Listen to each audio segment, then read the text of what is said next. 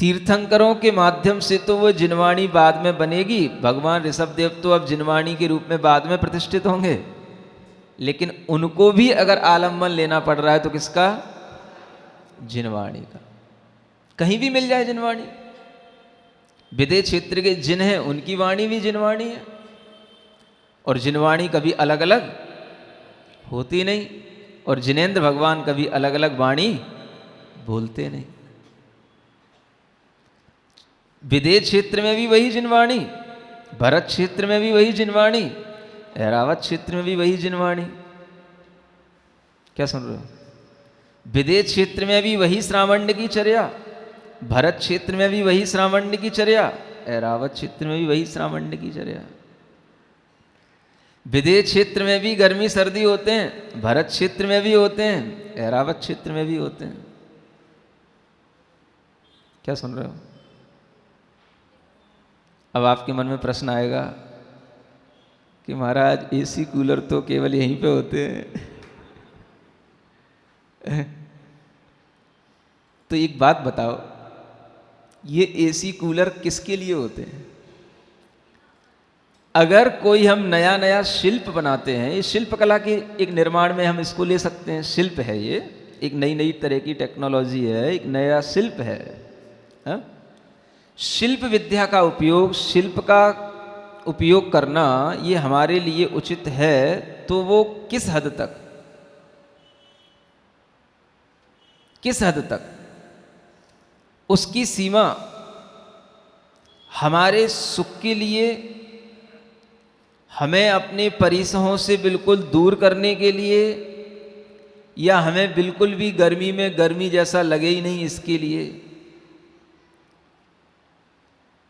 क्या समझ में आ रहा है?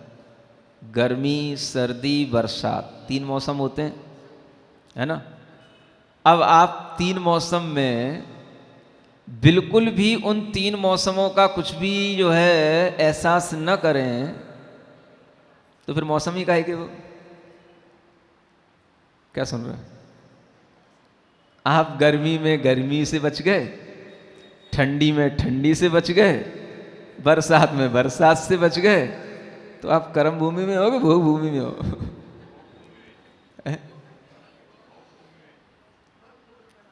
कुछ तो मौसम का एहसास होगा, हा? लोग कहते हैं सहनन नहीं है, तप कर नहीं सकते हैं। ठीक है, सहनन का मतलब ये होता है, पहले मुनि महाराज के पास सहनन होता था, गर्मी में भी पहाड़ों के ऊपर जाके बैठ जाते थे, हा? गर्मी में भी जो है गुफाओं में बैठे रहते थे, गर्मी में भी जो है कहीं पर भी खुले ग्राउंड में खड़े हो जाते थे, बड़े बड़े शिखरों पर जाकर के बैठ जाते थे। ये नहीं कर सकते क्योंकि सहनन नहीं है। ठीक है, सहनन नहीं है, ये नहीं कर सकते, ये इसलिए नहीं कर सकते क्योंकि इसके सहन करने की हमारी शक्ति नहीं है। बात बिल्कुल सही है, ये मत करो, कोई बात नहीं, पहाड़ से नीचे आ जाओ, तलहटी पे आ जाओ, हैं? मधुबन में आ जाओ। क्या समझ में आ रहा है? ऊपर पहाड़ पे नहीं बैठ पाते, कोई बात नहीं, तलहटी पे आ जाओ। तलहटी पे भी नहीं रहा जाता, क्या समझ में आ रहा है? चलो 4 दीवारी के अंदर आ जाओ, जहां सूर्य का ताप ज्यादा ना पहुंचे, वहां पहुंच जाओ, हाँ? 4 दीवारी में भी चलो, और अंदर कमरे के अंदर भी कमरा बना लो, एक और चले जाओ। क्या समझ में आ रहा है? ये क्या हो गया? सहनन नहीं था तो क्या किया? हम उतना उत्कृष्ट तप नहीं कर सकते, कोई बात नहीं, तप तो आपको अंगीकार करना है क्योंकि आप तपस्वी कहलाते हो। क्या सुन रहे हो? अब इतना उत्कृष्ट नहीं कर सकते हो, कुछ तो करो। नहीं समझ में आ रहा है? गुरु का, साधु का दूसरा नाम क्या है? तपोभ्रत। ऐसा पढ़ा ना अभी आप लोग रत्न सर्वकाचार में, आप तागम तपोव्रता है। तो कुछ तो तप होगा, तब तो तपोव्रत कहा जाता है। आज लोगों ने एक बात और कहना शुरू कर दी है, सुन रहे हो? क्या कहते हैं? ये सब उत्तर गुण होते हैं, मूल गुण में कुछ नहीं होता। ये मतलब गर्मी को सहन करना ये उत्तर गुण है, मूल गुण में गर्मी सहन करना नहीं लिखा है। समझ में आ रहा है ना? ऐसे लोग सिखाते हैं, समझाते हैं, समझते हैं लोग। क्या कहा जा रहा है? ठीक है, उत्कृष्ट तप करना ये उत्तर गुण है, लेकिन मूल गुण में क्या आता है? बिल्कुल भी गर्मी सहन करना ये मूल गुण नहीं है। मतलब जब हमने मूल गुणों का अंगीकार किया तो हमने संकल्प ले लिया कि हम गर्मी सहन नहीं करेंगे क्योंकि हमारा ये मूल गुण नहीं है, ऐसा। सर्दी हम बिल्कुल भी सहन नहीं करेंगे क्योंकि ये हमारा मूल गुण नहीं। अब ऐसे ही मूल गुण बनाने पड़ेंगे, है ना? क्योंकि सहन करना उत्तर गुण है, ऐसा पढ़े लिखे लोग कहते हैं। सुन रहे हो? मतलब ये कि जो परिसय होते हैं 22, ये 22 परिसय में जितने भी परिसय हैं ये सब क्या हैं? ये सब उत्तर गुण हैं, मूल गुण नहीं होते हैं। तो 22 परिसय में सब आ गया, सर्दी गर्मी भी आ गई, क्षुत पिपासा से शुरू होता है, क्षुधा पिपासा भी आ गई, है ना?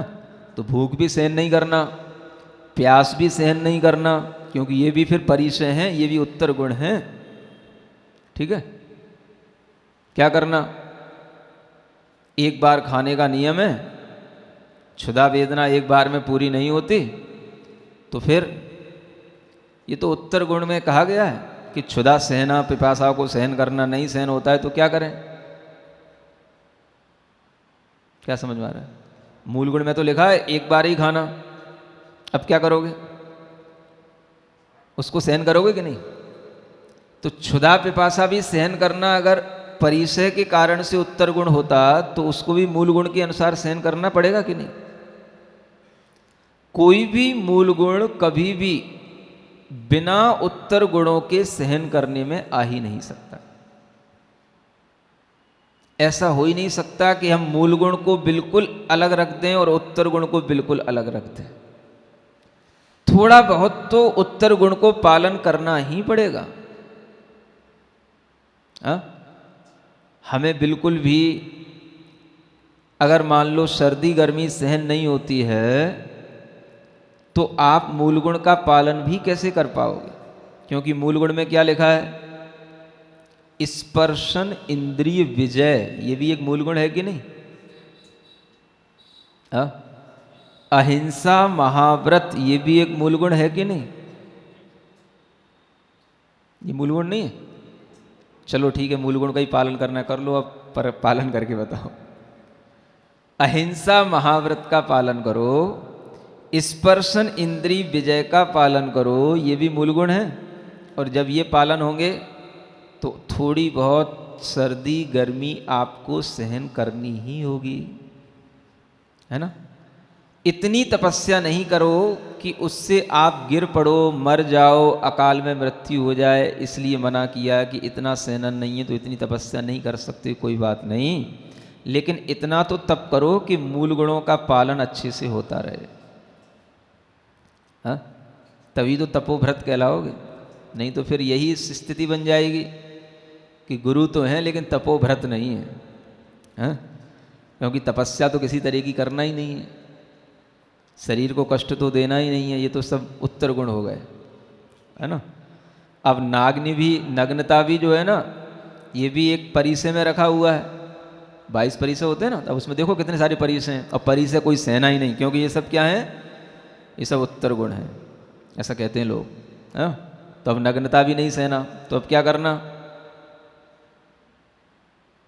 अब इधर तो कहा है कि त्रिकाल दिगंबर रहना, मुनि दीक्षा लिए तो नग्न ही रहना, और वहां पर एक नग्नता परिसय अलग दिया है, सुन रहे हो? और वो परिसय सहन तो नहीं होता, कोई बात नहीं, लेकिन नग्नता तो अब बराबर बनाए रखना है कि नहीं? तो उसको भी ढांक लिया कुछ भी ना किसी समय पर। क्या समझ में आ रहा है? तो क्या हो गया, वो नग्नता भी जो एक मूल गुण था 28 मूल गुणों में, वो भी गया। क्या समझ में आ रहा है? हाँ?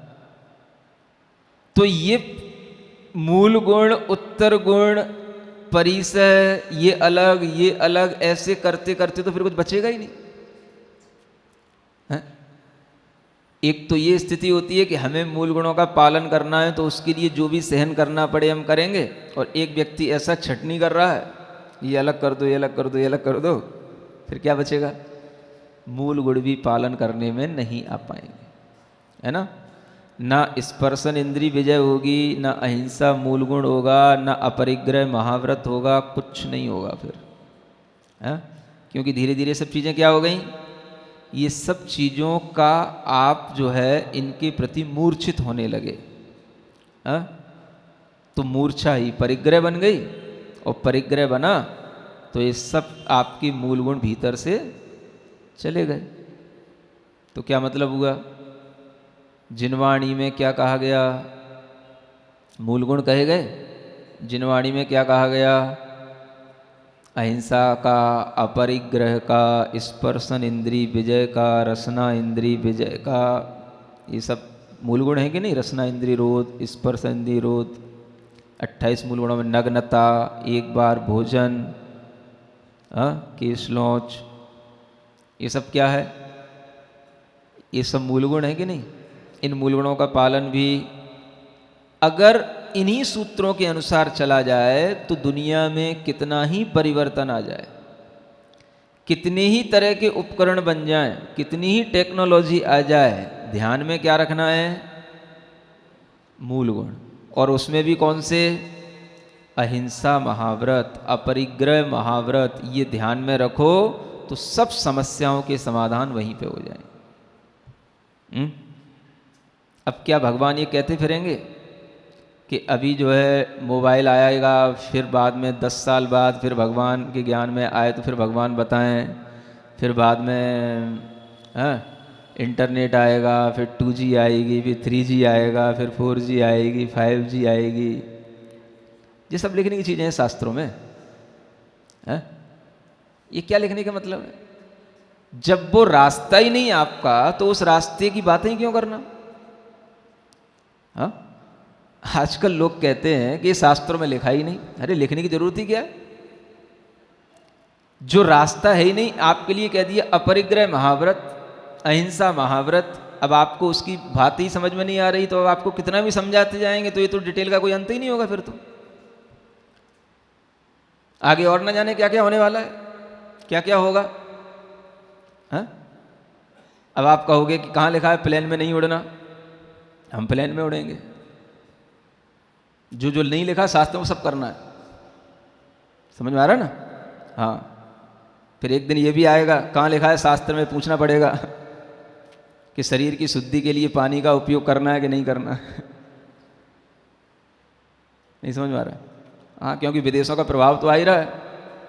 सब क्या क्या यूज करते हो, टिश्यू पेपर क्या बोलते हो आप लोग? हैं? हाँ बस अब आगे के समय में साधु यही कहने लग जाए, क्या जरूरत है कमंडल रखने की, और कहाँ पानी मिल नहीं रहा है। दिल्ली में रह रहे हो, बॉम्बे में रह रहे हो, पानी तो मिलता नहीं महाराज, पानी की कमी है। अब ये यूज करने पड़ेंगे। क्यों, बड़ी बात क्या है? जो आप प्रोवाइड करोगे वही तो करेंगे ना, साधु को वही तो करना पड़ेगा ना। आप कहोगे महाराज पानी है ही नहीं, पानी की कमी है, दिल्ली है महाराज, यहाँ दिल्ली के हिसाब से रहो, हमको ही पानी नहीं मिल रहा है, आपको कहाँ से लाके दें हम? हैं? लो ये पेपर रखें, इनका यूज करो। अब टॉयलेट तो आपने पकड़ा ही दी, पेपर और देने की बात बच्ची से वो हो जाएगा आगे के 10 साल में। क्योंकि जहां है वैसे ही रहो ना महाराज, और क्या करना पड़ेगा? फिर क्या क्या करोगे बताओ? बात तो सही है, आने वाले समय में साधु भी देखेगा शास्त्र पलट के, कहाँ लिखा है कि इसमें टिश्यू पेपर का यूज नहीं करना। हाँ, हर चीज कहाँ लिखी शास्त्र में? बिल्कुल सही बात है। एक दिन वो भी आएगा जब भोजन भी करना है तो कभी शास्त्र में देखना पड़े भोजन मुंह में ही करना है, मुंह में ही डालना है, कहाँ लिखा है? कभी ये भी पूछना पड़ जाए, फिर ये भी पूछेंगे उन्हीं साधुओं से हम। नहीं समझ आ रहा? अब जैसे किसी को मान लो नाक से जल लेना है, वो नेत्री क्रिया होती है या कुछ करना है, हाँ? या मान लो ऐसी स्थिति बन जाए कि नाक से पानी डालना पड़ जाए मुंह में, तो क्या लिखा है महाराज कि मुंह से ही भोजन करना, नाक से भोजन करना है? हर चीज शास्त्र में लिखनी पड़ेगी ना, क्या क्या तुम करोगे, क्या क्या नहीं करोगे, क्या क्या करना चाहिए। इसी के लिए शास्त्र, यही शास्त्र में लिखा जाता है, हर चीज शास्त्र में लिखी होनी चाहिए। जो उस समय नहीं लिखी, उसमें टिश्यू पेपर चलते नहीं थे, आज चलने लगे, बुरा क्या है, चलना लगे, चलने लगे। और अच्छी बात है, कमंडलू का काम ही कम हो गया, परिग्रह नहीं, कमंडल बचा ही नहीं, कमंडल वैसे ही कीमती आते हैं, उनको रखने संभालने की और स्थिति है बहुत बड़ी, बस use and throw, use and throw, use and throw. क्या समझ में आ रहा है? ये भी अब समय आए, इसका इंतजार तो है ना, क्योंकि वो और सब चीज़ों की शुरुआत तो दिल्ली से ही होनी है। हाँ, क्योंकि मेट्रो सिटी तो यही है ना, कैपिटल ऑफ इंडिया। तो यहीं से सब चीज़ें बाहर जाएंगी, प्रोडक्शन तो यहीं होगा ना, है? नहीं नहीं, सब अभी आने वाला है, सब देखना, सब साधु आपको ही दिखाएंगे। बताओ शास्त्र में कहाँ लिखा है? बस उनके पास तो एक ही चीज़ है ना, शास्त्र में कहाँ लिखा है, बस ये शास्त्र में बताओ, शास्त्र में कुछ लिखा ही नहीं है कि हम टिश्यू पेपर का यूज नहीं कर सकते, कि हम मोबाइल यूज नहीं कर सकते, कि हम ये यूज नहीं कर सकते। शास्त्र में कहाँ लिखा है? तो शास्त्र में है ही नहीं है, तो आप चुप, उनका काम बन गया, बस बात खत्म। अब आप पता ही नहीं कि आपको शास्त्र में क्या होना चाहिए, क्या नहीं होना चाहिए। कल एक क्या बोली थी बात, भ्रम रहिता जिनवाणी, जैसे कल बच्चों के लिए बताया था ना, हाँ, ऐसे ही यहाँ पर मुनि महाराज के लिए आपको बता रहे हैं।